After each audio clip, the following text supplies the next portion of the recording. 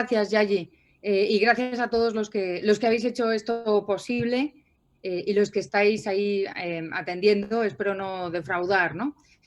Justamente cuando Nacho me avisó y me dijo y que si podíamos hablar un rato de feminismo liberal, yo no sabía que en estos días se iba a publicar la segunda edición de mi libro, Afrodita desenmascarada, donde bueno, pues es cuando yo expresé mi punto de vista sobre feminismo. Yo no soy experta en feminismo, ni en género, ni nada por el estilo. Soy economista, me dedico a la economía, a otras cosas, me gano la vida de otra manera, doy clase en el CEU San Pablo, pero hace 3 años. Hace 3 años me sentí en la necesidad de expresar mi punto de vista sobre el feminismo, sobre todo por la especie de apisonadora que en España, y luego se ha visto que en otros países, y ahora ya es general, nos venía por parte de este feminismo de izquierda que es ultra excluyente. Es decir, porque es lo que ellos dicen, o ellas, o ellas, es lo que debe ser, y todo lo demás es el abismo, ¿no? Entonces, esta imposición tan absoluta a mí me parecía que no estaba respondida por nadie. Es decir, no veía yo una respuesta, sí, por parte de quienes niegan, entonces era A o no A, pero no había una postura intermedia que defendiera el feminismo, el feminismo original, el que parte de la defensa individual de las personas, pero también de las mujeres ante la ley, la igualdad ante la ley de todo el mundo. Y entonces sentí esta necesidad de pues, alzar esta bandera. Todavía hoy me preguntan por qué te declaras feminista. Porque después de escucharme me dicen, pero tú no eres feminista. Porque sí soy feminista. ¿Por qué me declaro feminista? Precisamente por eso. Porque igual que no me gusta que haya gente con el liberalómetro midiendo a ver quién es más liberal, menos liberal y todas esas cosas, me parece una cosa bastante arcaica y aburrida. Tampoco me gusta que me digan, tú no eres quien para defender a las mujeres, o tú como mujer necesitas delegar en alguien que te defienda, como si yo fuera imbécil, ¿no? Pero exactamente igual que me pasa eso como mujer, me pasa como ciudadana. O sea, pues yo elijo mis representantes si quiero. De hecho, por eso soy abstencionista, ¿no? Y desde todos los puntos de vista. No siempre necesitamos gente que nos represente para defendernos. A veces sí, pero a veces no nos merece la pena. Es decir, también los representantes se lo tienen que ganar, ¿no? Y claramente las feministas que intentaban o que intentan o que dicen que defienden a las mujeres, pues no lo hacen, claramente, ¿no? Porque muchísimas no nos sentimos reflejadas, ¿no? Sobre todo porque como libertaria yo no soy excluyente. Entonces me gustaría dejar un par de ideas. Hay 2 razones claras por las que sigo definiéndome como feminista, ¿no? Primero, porque creo que hay lugares donde las mujeres no son iguales ante la ley y hay que dar esa batalla. Y yo creo que ahí estamos como todo el mundo de acuerdo, ¿no? Bueno, pues aquellos sitios donde no hay igualdad ante la ley, todavía se hacen barbaridades a las niñas y se casan a las niñas de chiquitas. Está pasando en España, es decir, se las llevan de donde viven en España, se las llevan a Marruecos, las casan allí y vuelven las niñitas con 8 años ya casadas o con 10. Y se sabe por qué dejan la escuela, ¿no? Este tipo de barbaridades están pasando en mi país, y no solamente en mi país, sino en muchos otros países. Entonces, pero ahí yo creo que estamos todos como muy de acuerdo. La otra razón es donde se encuentra a lo mejor un poco más de debate, y es por la mentalidad. Es decir, es verdad que en mi país, por ejemplo, somos iguales ante la ley, seguramente en Argentina también, pero hay algo más, además de ser iguales ante la ley. Una vez que somos iguales ante la ley, las mujeres tenemos que ejercer esa igualdad ante la ley, ¿no? Y si, por ejemplo, consideramos que nuestro salario es injusto, pues debemos ser capaces de ir a un juzgado de lo laboral para reclamar, ¿no? O sea, pero no sucede. O sea, lo cierto es que no sucede. O, por ejemplo, muchas veces se oye, y yo soy la primera que lo digo, pues si hay empresas que contratan la mayoría a hombres, o que en los consejos de dirección solamente hay hombres, pues nosotras las mujeres somos perfectamente capaces de montar una empresa con hombres y mujeres, o solo con mujeres, lo que sea. Es decir, ahí libertad de entrada en el mercado, ¿no? Entonces, ¿por qué no montamos empresas? Lo cierto es que sucede muy poco, ¿no? Y tenemos diferente tipo de elecciones, los hombres y las mujeres, y dentro de las mujeres, también entre nosotras hay muchísimas diferencias, igual que también hay diferencias entre los hombres. Entonces, yo las categorías así colectivas no me gusta utilizarlas, aunque es imprescindible porque vivimos en una sociedad, ¿no? Entonces, el tema de la mentalidad me trae muchos problemas porque no se termina de entender. Y me gustaría, no voy a ser muy pesada, lo voy a dejar así iniciado para que me digáis, además es un tema que me interesa especialmente porque de alguna manera estoy escribiendo un libro que no va sobre feminismo, pero que trata este tema que voy a intentar exponer de manera sencilla y clara, ¿no? Así me ayudáis vosotros a mí y no al revés. Yo creo que es indudable que hay una mentalidad, no en todos los hombres, y vosotros sois muy jóvenes, pero seguramente lo podéis ver, hay cierta mentalidad que no considera que la mujer sea inferior. O sea, no te lo dicen así, no te dicen, bueno, es que eres tontita y no puedes llegar a ser ingeniero. No, no te lo dicen. Pero sí es verdad que hay una mentalidad entre parte de la sociedad en general, en los países desarrollados, los países occidentales como los nuestros, donde se censura de manera explícita o implícita la elección de los roles entre hombres y mujeres. Fíjate que ya no estoy diciendo mujeres, estoy diciendo entre hombres y mujeres. Eso quiere decir que según esa mentalidad, lo normal es que los hombres hagan determinadas cosas, vistan de determinada manera y digan determinadas cosas, y que las mujeres hagamos determinadas cosas, vistamos de determinada manera y digamos determinadas cosas, ¿no? No es una censura con la ley, no hay, muchas veces es muy sutil y entonces pues a lo mejor es que te miran mal. Y por supuesto yo no soy la que creo que hay que legislar que te miran mal o que te digan un piropo o que muchísimas cosas, ¿no? No, yo creo que la ley está para lo que está y el cambio de mentalidad pues corresponde llevarlo a cabo de otra manera. Y es ahí donde voy. Es decir, yo ahora mismo sí creo que nos están intentando a todos, porque es una agenda internacional, imponer una determinada mentalidad y es este feminismo de izquierda radical excluyente. Y quiero que eso acabe. Pero no me vale aquellos que quieren acabar con esta mentalidad para poner la suya. O sea, no me vale el quitar una cosa que me parece mala para poner otra que también me parece mala. No necesariamente porque yo no sea conservadora o si lo sea, sino porque creo que no se debe imponer este tipo de cuestiones. Los roles en la sociedad de hombres, mujeres, etcétera, etcétera, los valores, la moral, no se legisla. No se legisla. Eso, ¿cómo se hace? O sea, ¿cómo se intenta cambiar la mentalidad o cómo se imponen los valores? Con el ejemplo, haciendo, ¿no? Educando a tus hijos de una determinada manera o siendo ejemplar de manera que los demás pues, se contagien o quieran ser, no quieran ser como tú, porque eso es como muy, ¿cómo digo? Prepotente, ¿no? Es decir, que sean como tú, no, pero sí que digan, pues mira, pues Yayi me gusta el tipo de vida que lleva, me gustan los valores que defiende, todos funcionamos así por imitación, ¿no? Entonces yo declaro lo que opino y actúo en la medida de lo imperfecta que soy me permite en función de mis valores, ¿no? Lo que me preocupa es que quienes atacan el feminismo actual, lo del feminismo actual yo creo que está bastante claro que es un horror, pero lo que me preocupa es que quienes atacan el feminismo actual, por parte muchas veces de personas más o menos conservadoras, más bien más conservadoras que menos, no me molesta las personas conservadoras en absoluto, las tengo en mi familia, entre mis amigos, es que no tengo ningún problema con las personas conservadoras, como no tengo problemas con las personas que son menos conservadoras o que son más progresistas en este sentido, siempre y cuando no intenten imponer lo suyo, ¿no? Entonces, lo que tenemos ahora es una imposición, pero no quiero que se imponga la mentalidad opuesta. Y yo creo que cada vez más sí hay una mentalidad conservadora, con la que no tengo nada en contra, pero que sí intenta imponer lo suyo.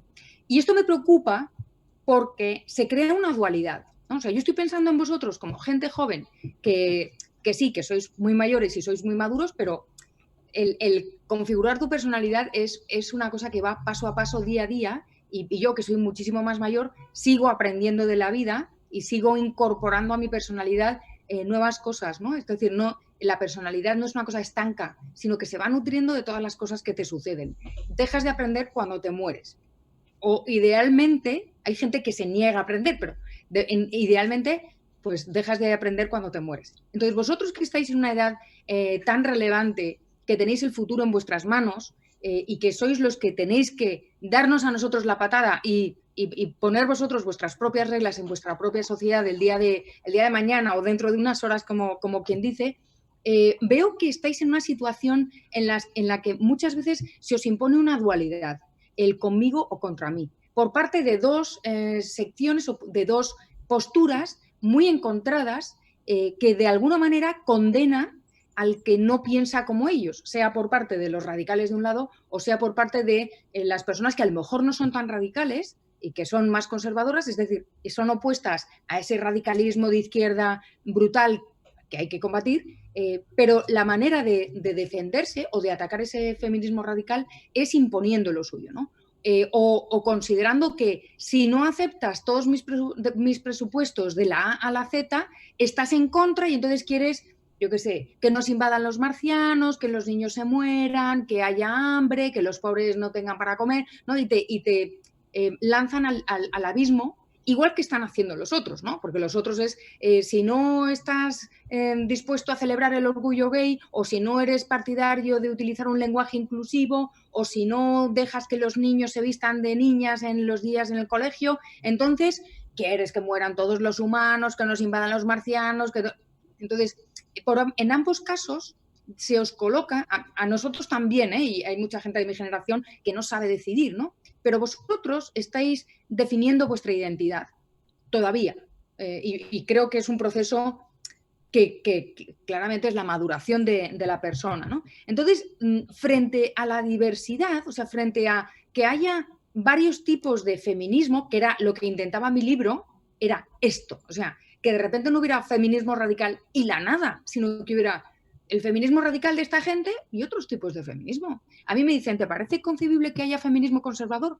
Yo no soy juez, yo no voy a decir, no, no son feministas, sí, sí lo son, pero un poquito más. Por lo mismo que odio lo del liberalómetro, yo no soy quien, ¿no?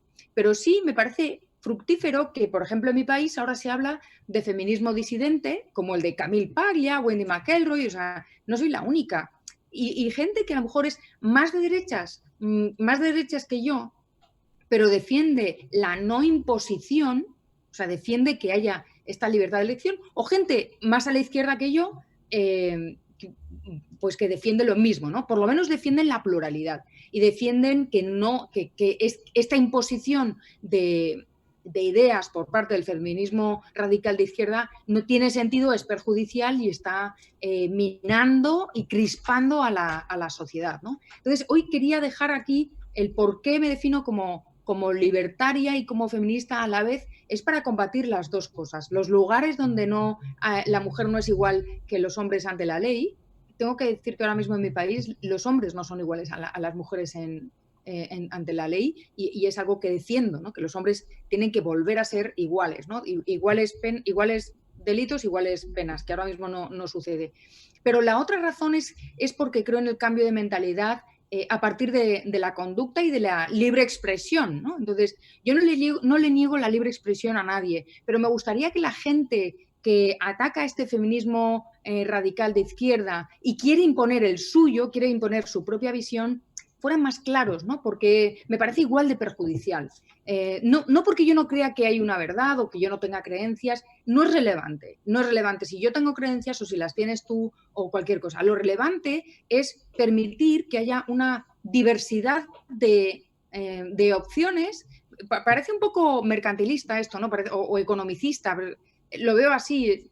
Creo que nos encontramos, si tú tienes diferentes maneras de ver el mismo objeto, es más fácil que tú tengas una idea general de ese objeto, una visión general de ese objeto, y que puedas elegir cuál es la perspectiva que se acomoda a tu ser, ¿no? A tu ser esencial, a ti mismo. Y en cambio, con esta dicotomía de la que hablo, que es o eres súper progre, como me llaman a mí ahora liberprogre. He pasado de marxista cultural a liberprogre y en medio en Chile me llamaron representante blanca de la ultraderecha española, europea, perdón. O sea, tengo un poquito de todo. Entonces, el decir mi modelo de familia es el único posible o mi antimodelo de familia es el único posible, es algo que yo combato.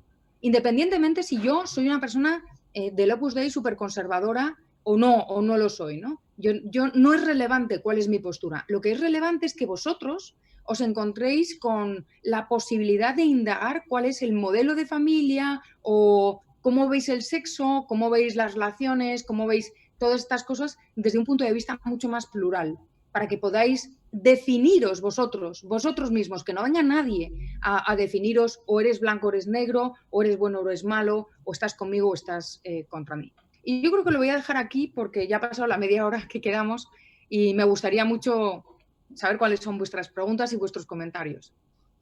Bueno, muy bien, María, excelente. Es muy bueno esto que planteás, este punto. Yo estuve escuchando varios videos tuyos y leyendo un poquito antes de esta actividad. Este punto un poco como de combatir el feminismo desde adentro, ¿no? A mí me pasó que escuchándote decía, tiene una visión, si se quiere, un poco de liberal clásico, de la visión del individuo y de la igualdad ante la ley, pero aún así tomás el rótulo de feminista. Me parece ese punto interesante para marcar. La primera pregunta que te voy a hacer, que acaba en líneas con lo que dice Esteban López y un poco también una pregunta que tenía yo. Él dice, hola a todos, María, ¿qué pensás del caso argentino en el que existe un Ministerio de la Mujer? Yo agrego, ¿cuál crees que debería ser el rol del Estado en todo esto? En Argentina, a su vez, este año, el Banco Central creó una nueva gerencia para promover políticas de géneros. Estamos hablando del Banco Central de la República Argentina. Él mencionaba el caso del Ministerio de la Mujer. ¿Cuál crees que debería ser el rol del Estado en todas estas cuestiones? ¿Estás silenciada? Yo me silencio. No sabía lo del Banco Central.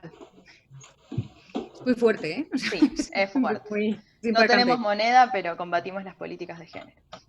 Bien, bien. No, pero ves que es una locura, es una agenda internacional donde da la sensación de a ver quién hace la tontería más gorda. O sea, a ver quién ¿sabes? ¿Quién llega a más lejos?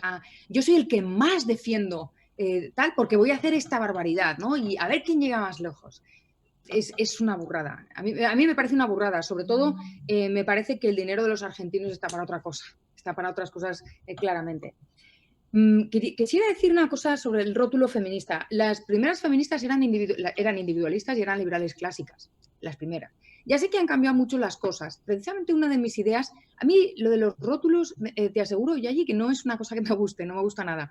Pero igual que estoy acostumbrada ya a decir soy libertaria, como para que la gente tenga una referencia. Luego discuto con libertarios que me dicen, pues eso no es muy libertario, pues es posible. O pues eso es más no sé qué, pues también es posible, pero no me importa mucho, ¿sabes? O sea, yo no tengo que demostrar nada a nadie, o sea, yo soy lo que soy. Si el día de mañana, pues no sé, el concepto de libertario cambia y paso a ser... no sé, facha, bueno, muchas veces me han llamado facha, fascista, facho le dicen ustedes, ¿no? Sí. Dependiendo, de todo. ¿Viste quién te llame? Es el rótulo que te pone. Progre, facho, de todo, ¿no? Entonces, yo no voy a moverme, yo no voy a mover mi definición, que es por donde voy, mi definición como persona y mi papel en el mundo, que lo decido yo, o sea, mis metas las decido yo no las voy a mover por lo que me llamen. Y eso es exactamente lo que está pasando ahora mismo, ¿no? Entonces, la idea de ponerme el rótulo feminista es sobre todo para que el resto de mujeres y hombres vean que el rótulo te lo pones tú y ya está. Entonces, nadie te tiene que decir eres o no eres. Tú eres y ejerces y dices con toda libertad y si te tiran piedras, pues las coges y construyes un castillo. Respecto a lo del Ministerio de la Mujer, yo es que reduciría los ministerios a casi ninguno, ¿eh? Yo soy de las del Estado limitado. Lo cierto es que si partimos de un Estado muy grande, lo mejor es ir quitando, como decimos aquí, desgrasar, o sea, ir quitando grasa del Estado, ir quitando capas para que se quede en lo esencial.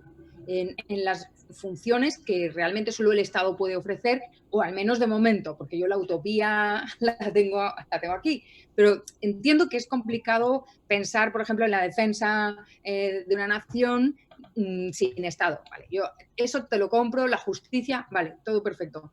Ahora bien, en lo que ha desembocado el Estado actual es una especie de virus.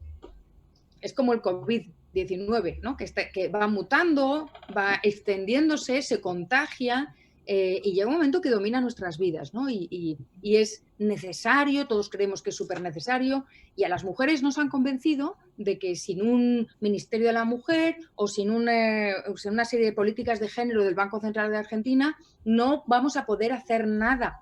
Los problemas reales que tenemos, porque sí es verdad que hay todavía una mentalidad machista en muchos sitios, sí es verdad que algunos piropos son para darle un guantazo al tipo, o sí es verdad que hay acoso, también es verdad que hay otras cosas del lado de las mujeres, ¿eh? Porque, quiero decir, del lado de las mujeres hacia los hombres, pero también hacia las mujeres, ¿eh? Las más machistas del mundo son las suegras normalmente. No he dicho eso. Otras mujeres, vamos a dejarlo en otras mujeres. Entonces, yo creo que es necesario combatir y darse cuenta de que el Ministerio de la Mujer no debería existir y de que las políticas de género solo nos indican que es una agenda internacional que tienen todos los gobiernos y que es necesario deshacerse de ello. Es decir, el Banco Central argentino tiene que ocuparse de la moneda, que bastante tiene con eso, ¿no? El gobierno argentino tiene que ocuparse de que reducir el COVID, que Argentina sea activa, que pueda prosperar y no quitarle recursos a los argentinos, es decir, no quitar del bolsillo de los argentinos más dinero, porque ya bastante tienen, ¿no? Entonces, y luego, eso sí, es nuestro papel de las mujeres, igual que es el papel de los hombres, definir qué queremos hacer en la vida, cada una de nosotras individualmente. Y ya está. Yo no puedo decirte a ti ni a nadie qué tiene que querer en la vida, ¿no? Eso son metas individuales. Que yo creo que la mejor meta para la mujer es ser astronauta. Bueno, pues me dedicaré a difundir las maravillas de ser astronauta y la astrofísica qué grande es, y publicaré de todo y animaré a todo el mundo, y si soy millonaria crearé becas, pero eso es desde mi individualidad, ¿no? Hasta ahí. O sea, bueno, también a lo mejor creo una asociación privada sin dinero estatal y sin ánimo de lucro para que las mujeres sean, para fomentar que haya más mujeres astronautas. Pero ya está, ya está. Bien, muy interesante ese punto que marcas. Mira, acá hay otra pregunta que también conecta justo con algo que yo tenía en mente. María Lourdes dice, ¿consideras que hay desigualdad en el mercado laboral? Y yo te sumo, con esta idea bueno, que decías al principio, este feminismo radical, que muchas veces habla de una figura llamada el patriarcado, lo conecto con eso, si crees que existe, si crees que está presente en una sociedad occidental, si no está presente, ¿en qué momento de la historia crees que se empezó a desdibujar?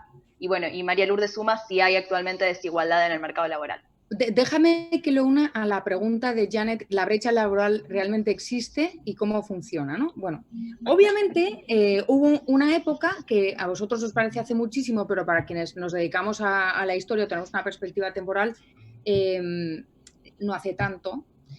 Todavía en 1848, por ejemplo, John Stuart Mill estaba defendiendo que las mujeres debían tener un salario adecuado y que debía permitirse la incorporación de la mujer al mercado laboral. Si la mujer se incorpora al mercado laboral, lo normal es que no se diferencie por sexos o por géneros, sino que se diferencie por talentos y por desempeño, y que los salarios vayan en función del desempeño y del talento. And that's all, my friend. Ahora bien, como en inicio no fue así, se queda el estigma de que a la mujer se le puede pagar menos, igual que los niños trabajaban. Los niños de 6 años, como eran más chiquitos, tenían las manos más pequeñas, podían bajar a la mina haciendo un túnel más pequeñito y entonces los niños trabajaban. Ya no, afortunadamente, ¿no? Los niños de 6 años pues se les respeta, no se les explota. Pero queda el estigma de la mujer en el mercado laboral rinde menos o por desconocimiento, porque la ignorancia es el peor enemigo de la civilización. Entonces, cuando tú no has tratado, imagínate que, te voy a poner el ejemplo inverso. Normalmente, ¿con quién se deja quiénes son los babysitters? ¿Con quién se deja a los bebés? ¿No? Pues tú tienes un bebé, ¿con quién lo dejas? Normalmente es una mujer. Imagínate que de repente aparecen cuidadores de bebés que son hombres. Es muy normal, sería muy normal y muy humano que las mamás dijeran, uy, pues yo no sé si fiarme, es que es un hombre, ¿va a saber coger al bebé? Vamos a ver, un hombre no es idiota ni paralítico, es decir, ¿sabrá coger al bebé igual que una mujer? ¿No? ¿Por qué no va a saber? ¿Hay algo genético que se lo impide? Así expresado, probablemente todos estéis pensando, vaya estupidez está diciendo. Bueno, pues es la misma estupidez que sucedió y que sucede muchas veces en ámbitos donde la mujer no está incorporada o no hay muchas mujeres y se tienen ciertos prejuicios de no va a saber hacerlo, etcétera, hasta que sí, hasta que se comprueba que sí sabe hacerlo. Entonces, por un lado tenemos esa especie de prejuicio. La única manera de acabar con ese prejuicio es andar, es decir, seguir nuestro camino y ocupar los puestos que tenemos que ocupar. La brecha laboral, eso es otra cosa. Eso es otra cosa. O sea, la discriminación en el mercado de trabajo respecto a qué puestos puede ocupar la mujer y cuáles no, yo creo que ahora mismo, si hay igualdad ante la ley, no hay ningún puesto que no pueda ocupar, excepto de repente cuestiones religiosas, que es otro tipo de cuestión. Entonces, las mujeres no pueden ser sacerdote, pero es por un tema teológico, de creencias, y ahí no se tiene que meter nadie más que los creyentes, ¿no? Digo esa religión católica porque es la que conozco, pero seguramente en la religión judía o en la musulmana, bueno, o sea, en la musulmana tenemos que ir tres pasos por detrás, ¿no? Pero, en fin, me refiero que ahí no voy a entrar porque no estamos... El mercado laboral es civil, no tiene nada que ver con la creencia. El tema de la brecha laboral es más interesante, porque claro, se llama brecha laboral a la diferencia en igualdad de puestos entre hombres y mujeres. Pero claro, si medimos la productividad del hombre y de la mujer a lo largo de toda su carrera, a lo largo de toda su trayectoria profesional, desde el primer día que entras en tu lugar de trabajo hasta que te jubilas, los hombres trabajan más días o más horas que las mujeres porque nosotras tenemos periodo de bajas por maternidad, etcétera, ¿no? Entonces, las bajas por maternidad no podemos exigirle a las empresarias y a los empresarios, y ya estoy usando lenguaje inclusivo, que no las consideren, porque no son estúpidos ni estúpidas, ¿no? Entonces, tenemos que entender que si hay una baja de productividad en la mujer por ese hecho, primero, tampoco es seguro, hay mujeres que no tienen niños, pero por otro lado, ¿aporta algo a la empresa que esa mujer tenga hijos o tenga una familia? Hay estudios que dicen que sí, que es un aporte porque la mujer es más madura, porque tiene un objetivo que son los hijos, porque el tener hijos aporta una visión a largo plazo, no solamente a la mujer, también al hombre, ¿no? Y es verdad, o sea, ya os tocará cuando tengáis hijos, que realmente te introduce una perspectiva a largo plazo que no tenías antes y ves tu posteridad, etcétera. Eso a cualquier empresario sabe que eso es bueno para el trabajador porque va a intentar tener un puesto de trabajo que le haga progresar, va a hacerlo mejor, va a querer estar estable, no va a ser un trabajador con fluctuaciones en su productividad, etcétera. Pero por otro lado, también hay que contar que los hombres también tienen bajas por otras razones, ¿no? Entonces, ahí quienes tienen que hablar son los trabajadores y las empresas. Y ya está. Y el Estado ahí no tiene nada que decir. Nada que decir. Y sí es verdad que hay empresas donde por el mero hecho de ser mujeres se nos paga menos. Bueno, pues veamos cuáles y en qué cantidad, o sea, en qué proporción, ¿no? Lo que no se puede hacer es lo que sucede en España, y me imagino que en Argentina también, que es que los colectivos feministas, sean hombres o mujeres, y desde el gobierno incluso, se manipulan las estadísticas y se considera que cualquier diferencia entre salarios es por feminista, o sea, es un sesgo machista. No, el sesgo machista sería si en igualdad de condiciones con la misma productividad, como tú eres inferior, te voy a pagar menos porque eres mujer. Y eso no es así, o sea, se paga menos por la diferencia en la productividad. En cualquier caso, yo animo a que las mujeres que creen que eso es injusto, a que monten una empresa y que paguen menos a los hombres. Si realmente creen que las mujeres estamos y que quieren compensar porque estamos mal pagadas, etcétera, que, bueno, pues que paguen a los hombres, que paguen menos a los hombres, ¿no? Existiendo libertad empresarial, podrían hacer lo mismo y argumentar otro tipo de, pues no sé, pues porque los hombres pues tienen desarreglos en la testosterona de vez en cuando y entonces eso les hace estar pensando en otras cosas y son menos productivos. No sé, estoy diciendo, se me ocurre, ¿no? Entonces, yo no puedo decir que no existe, ni puedo decir que es tanto como dicen. Lo que creo es que los problemas del mercado laboral se deben resolver dentro del mercado laboral. Ahora bien, ¿qué pasa cuando tienes un mercado laboral tan rígido como el español? No sé exactamente cómo es el mercado laboral argentino, pero debe ser igual de rígido. Cuando tienes un mercado laboral tan rígido como el español, ni mujeres ni no mujeres pueden pactar su salario con nadie. No existe contrato único y es muy difícil, a las empresas no les conviene contratar a nadie. Entonces, imagínate que tú eres una empresaria, Yayi, y que cada vez que contratas un trabajador o una trabajadora es poco más o menos como si te casas con él o con ella, porque luego echarle o despedirle es complicadísimo y te cuesta Argentina, perdón, en Argentina decimos que lo adoptás, es como que lo adoptaste. Exactamente, y ya no te lo quitas de encima nunca. Incluso ahora mismo que tenemos un desempleo encubierto por los ERTES, por regulación temporal por los expedientes de regulación temporal de empleo, es terrible. Y ya estamos en un millón más de parados, de desempleados. Verás lo que va a ser a partir de octubre, noviembre, diciembre, va a ser una especie de sangría, ¿no?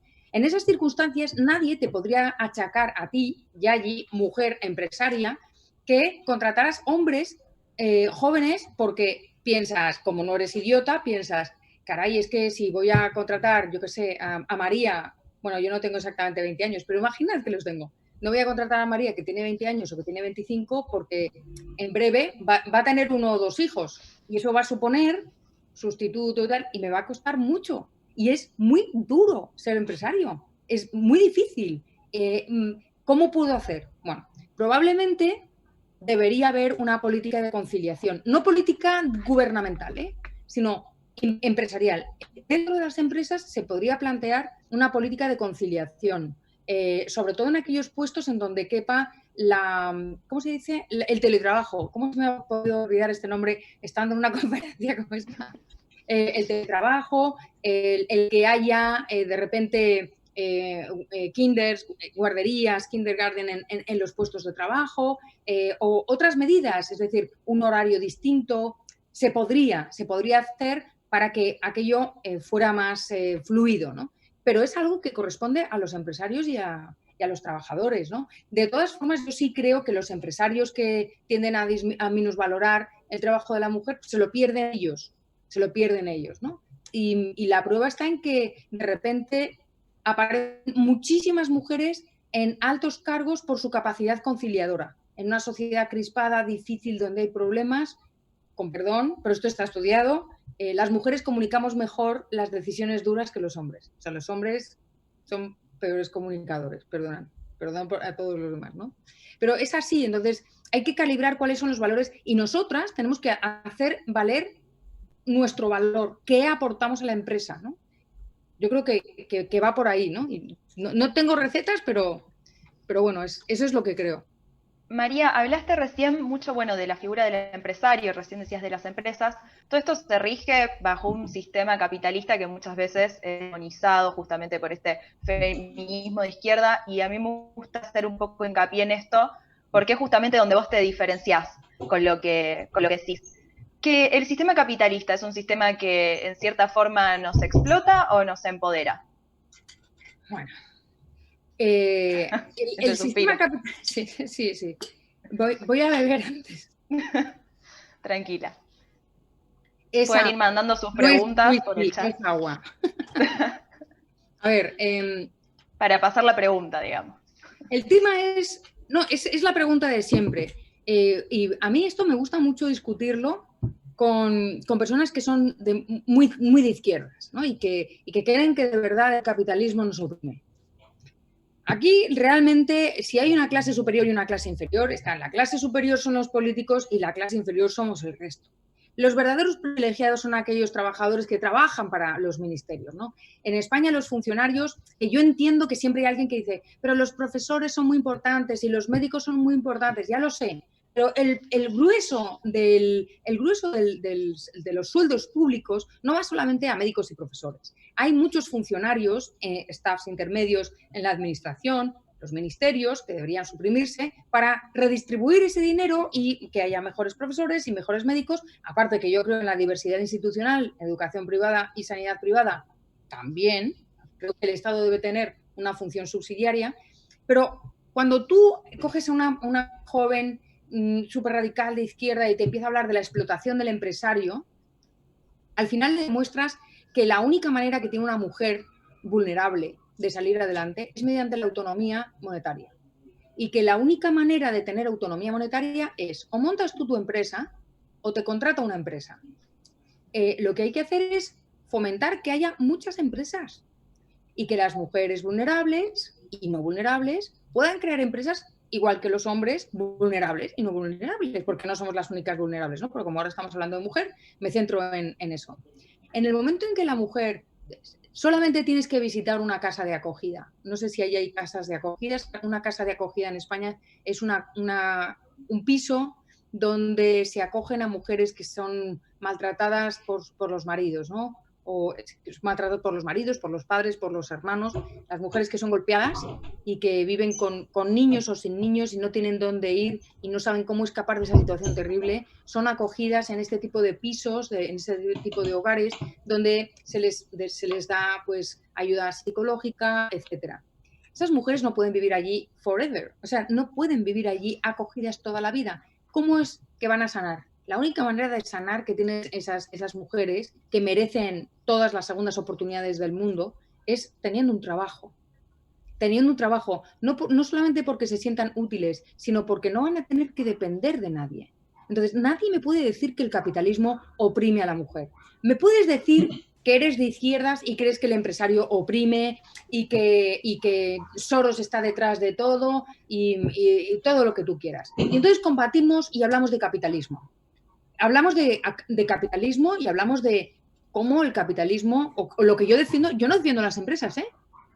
Yo defiendo la libertad de mercado. Y en ese sentido, la empresa que esté dispuesta a dar un paso al frente y competir con las demás, yo la defiendo. Ahora, el capitalismo no son estas empresas que están conchavadas con los gobiernos, con el gobierno de Argentina, con el gobierno español, con el gobierno estadounidense, para por debajo de cuerda sacar beneficios, no necesariamente porque estén estafando, bueno, en realidad están estafando, pero no directamente porque haya una mordida ahí, sino porque a lo mejor tienen información privilegiada o tienen algún tipo de privilegio que les otorga un beneficio de tipo monopolístico que desde mi punto de vista es completamente ilegítimo porque no se debe a su talento y a su empresarialidad, sino que se debe a algo así, ¿no? Si eso es capitalismo, yo también lo combato, pero es que eso no es capitalismo, eso es mercantilismo del siglo XVII y se debe al riesgo moral que existe entre el gobierno y las empresas. Y existe desde el siglo XVI, ¿no? El capitalismo que yo defiendo es aquel en donde las empresas compiten. Y hay personas con más talento, con más visión, personas con menos visión, personas que se aprovechan de las oportunidades que aparecen, personas que saben manejar mejor la información y que son los empresarios que sacan beneficios. Y ahí son empresarios, y hablo en masculino majestático, es decir, empresarios y empresarias. Y a lo largo de la historia hay muchas mujeres en otros siglos que han sacado adelante negocios porque tienen una visión empresarial especial, ¿no? Igual que hay hombres que también la tienen. Entonces, nadie me puede decir a mí de ninguna manera que el capitalismo, que es el sistema que ha generado más prosperidad a lo largo de nuestra historia y que ha permitido que existan, y recomiendo aquí que todo el mundo lea a Deirdre McCloskey, que nos explica muy bien cuál es el caldo de cultivo que generó la industrialización y las virtudes del capitalismo, tal y como lo acabo de explicar, pues permitió que tú y yo pudiéramos estar ahora mismo hablando, porque es el desarrollo tecnológico, etc. Eso para la mujer es salvador. Y a día de hoy, el teletrabajo, que es un desarrollo del capitalismo, también nos va a permitir conciliar mejor en las empresas, ¿no? Fantástico. Competencia, mercado y libertad, entonces. Sí, señor. Dice Roger Vargas, ¿qué opinas del cerco, entre comillas, que se nos ha hecho a los hombres? Y hace referencia, bueno, dice, porque pareciera que ahora somos culpables hasta que se demuestre lo contrario. Yo estimo que se referirá, bueno, en Argentina se ha visto mucho, no sé si en España también, esta suerte de scratch le llamamos públicamente. Sí, sí, sí. Realmente es una cosa que también creo que es internacional. De repente el hombre es culpable por el mero hecho de ser hombre, que es el mismo argumento de la mujer es inferior por el mero hecho de ser mujer. Y es darle la vuelta al argumento al revés, ¿no? Entonces, nosotras tampoco tenemos que permitir que esto suceda. Y sucede porque el machismo no es cosa de mujeres solamente.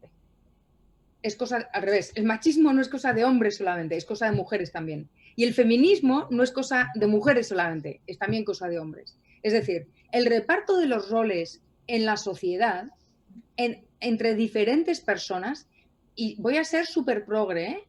Aviso, quedáis avisados.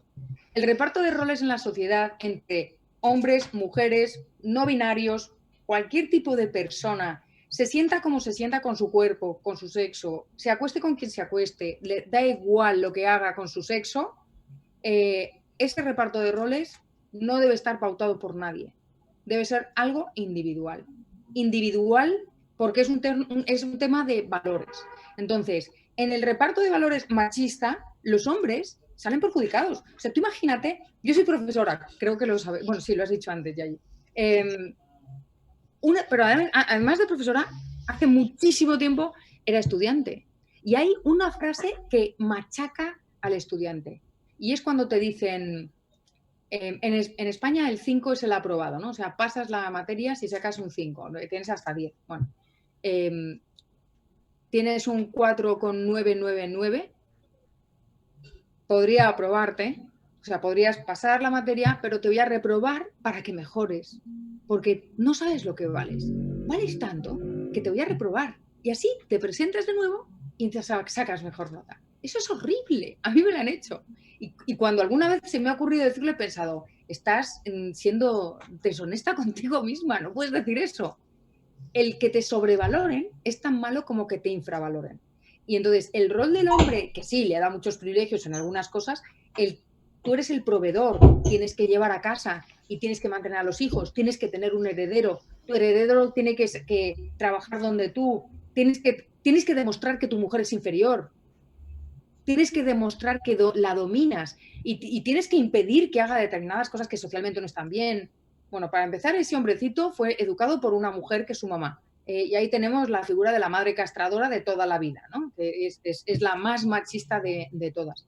Entonces, ese rol atribuido al hombre era nefasto para muchos, muchos hombres que no querían que su mujer fuera inferior o que no querían tener que demostrar nada o que a lo mejor el tener que ser el proveedor de la casa era una cosa súper grande, entonces, y que les creaba determinados traumas. El otro rol, o sea, el rol actual de no, es que ahora eres inferior a la mujer por el mero hecho de ser hombre, eres un potencial violador, eres inmoral, es una barbaridad. Entonces, las dos cosas, los dos repartos pautados por una ideología, una mentalidad radical, me parece horrible. Y yo por lo que lucho es por lo que cualquiera de los que estáis escuchándome elijáis cómo queréis gestionar vuestra familia, si queréis tener familia, cómo sentís con vuestro cuerpo o no, aunque yo igual no entiendo muchas cosas. O sea, yo, por ejemplo, el sexo binario no termino de pillarlo, pero quiero decir, me da igual, no me parece relevante. Defiendo el que pueda existir y que si alguien se define como tal, ¿qué le importa a nadie mientras no nos imponga a los demás su visión, ¿no? Y te voy a decir una cosa, a lo mejor por ser hombre te ves un poco discriminado, yo me veo discriminada por ser cis heterosexual también, ¿no? Porque ahora de repente tienes que ser algo diferente a lo que... Entonces, creo que lo fundamental es destacar la diversidad en este punto. Bien, bueno, voy a leer las últimas dos preguntas porque ya estamos con casi una hora cumplida, así no te sacamos más tiempo. Agus Gordillo te pregunta sobre el cupo femenino. En Argentina comenta que, bueno, tenemos una ley de cupo y tanto en política como en el sector privado, si crees que debería haber esta garantía del ingreso a la mujer de alguna forma desde el Estado. Bueno, ya después de lo que he dicho, ya podéis imaginar que yo del Estado quiero pocas cosas. El origen de las leyes de cupos tenía cierto sentido.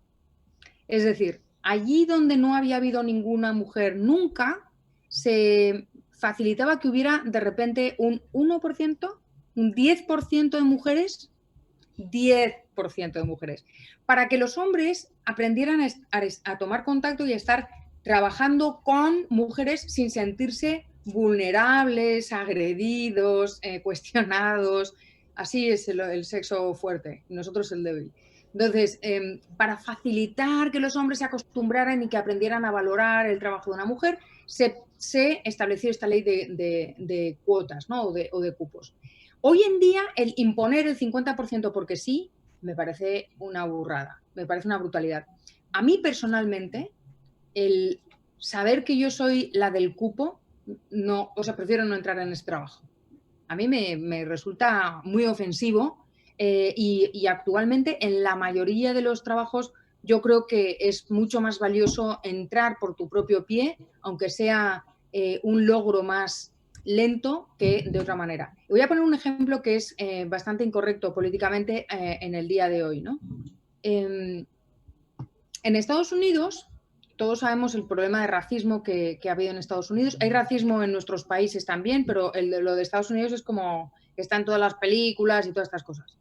En Estados Unidos, pues todos estuvieron muy contentos y han hecho muchas películas al respecto cuando eliminaron las leyes racistas, las leyes contra el racismo, impusieron la igualdad y sobre todo en las universidades las cuotas, los cupos para gente de color. Bien.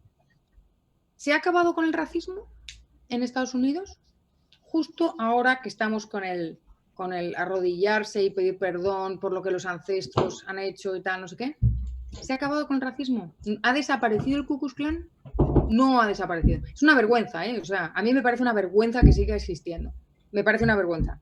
Pero a mí la información que me da, además de eso, la información que me da es, no basta con una ley de cuotas.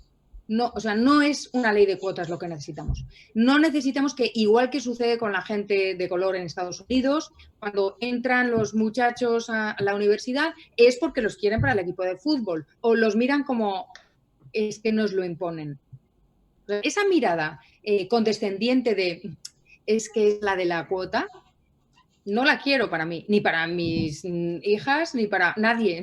No me parece que ninguna mujer tenga que soportar eso, ¿no? Entonces, creo que nos podemos dar a valer de otra manera. Pero entiendo que sí hay profesores, o sea, que en el inicio tenía sentido y que sí es verdad que todavía hay muchos hombres con mucho prejuicio acerca de la capacidad de, por ejemplo, sé que para pedir determinados créditos o para dar órdenes en determinados ámbitos de la empresa, prefiero un hombre que una mujer por la misma razón que para negociar prefiero una mujer que un hombre, ¿no? Y probablemente no se dan cuenta de que hay mujeres que dirigen muchísimo mejor que muchos hombres, ¿no? Y es culpa de esta mentalidad colectivista de ver grupos en lugar de ver individuos, ¿no? Veo que hay chicas con la cámara activada sintiendo e incluso comentando en el chat. Es cierto esto que decís de la ley de cupos como algo humillante incluso, ¿no? Si a uno le toca estar en ese lugar, y acá hay algunas chicas coincidiendo también. Bueno, y para finalizar, esta última pregunta que veo que se repite un poco, así que junto varias, te preguntan un poco, hay gente afirmándolo, hay otros que te preguntan tu opinión, ¿por qué crees que hay tantas mujeres más inclinadas hacia la izquierda? Si crees que por ahí la mayoría se inclina por eso, e incluso cómo podemos combatirlo en cierta forma, ¿no? Desde las ideas, cómo podemos mejorar la comunicación desde este feminismo liberal. Ya, estoy leyendo a Florencia y a Mailen. Es una buenísima pregunta. Es una buenísima pregunta que me llevan haciendo como 15 años. Vamos a ver, no hay un gen en la mujer que nos haga ser de izquierdas. No lo hay. Entonces, ¿qué es lo que pasa? Pues sinceramente, hasta ahora, como ha pasado con casi todo, hasta ahora la manera de formular el pensamiento libertario, la manera de vender el pensamiento libertario, de comunicar el pensamiento libertario, hasta ahora pues lo hacían los hombres. Unos hombres comunican mejor y otros hombres comunican peor. Las virtudes, las bondades del liberalismo probablemente hasta ahora a muchas mujeres no les ha llamado la atención. No les ha llamado la atención. Entonces, ¿qué pasa con la izquierda? La izquierda ha sido la que ha reconocido el dolor, el sufrimiento, la injusticia, porque sí es verdad que durante el siglo XIX y durante el siglo XX, cuando nos estábamos incorporando más de verdad al mundo laboral, pero también a las universidades, a la política, no solo como ciudadanas que votamos activamente, sino que nos incorporamos en los partidos políticos. Margaret Thatcher fue como, ¡oh cielos! Hay una mujer dirigiendo el Partido Conservador, no puede ser, ¿no? Era una cosa como única. Con Angela Merkel todavía hay gente que lo primero que hacen es dudar de su sexualidad y, en fin, todas esas cosas, porque como manda, debe ser muy, como decimos aquí, muy marimacho o muy machuna, o, ¿no? Y a lo mejor es una dulce viejecita que resulta que manda mucho, ¿no? Entonces, yo creo que probablemente mientras que la izquierda apelaba a lo sensible, a aquello que empatiza más con nosotras, el pensamiento libertario no lo ha hecho tanto, ¿no? No porque no sea atractivo, lo es lo más atractivo. Para mí debería ser lo más atractivo para todos, por supuesto, pero como mujer, lo que más. O sea, sobre todo porque a mí que me traten de víctima todo el tiempo, como soy una pobrecita a la que hay que ayudar todo el tiempo y hay que ver cómo sufres, tengo muchos problemas con eso. Tengo muchos problemas con eso. Entonces, que me sobreprotejan tanto desde la izquierda como de la derecha, no. En la medida en que la mujer ha ido deseando ser cada vez más autónoma, más individual, más libre de verdad, nos hemos ido acercando más al pensamiento liberal y al pensamiento libertario. Y te voy a decir una cosa, hace 5 años, cuando yo escribí Las tribus liberales, había muchísimas menos mujeres liberales en Latinoamérica y en España como ahora. Ahora, en Students for Liberty, en todos los movimientos libertarios, hay muchas mujeres muy interesadas, ¿no? Y todavía queda por hacer, ¿no? ¿Qué hay que hacer? Predicar con el ejemplo, nada más.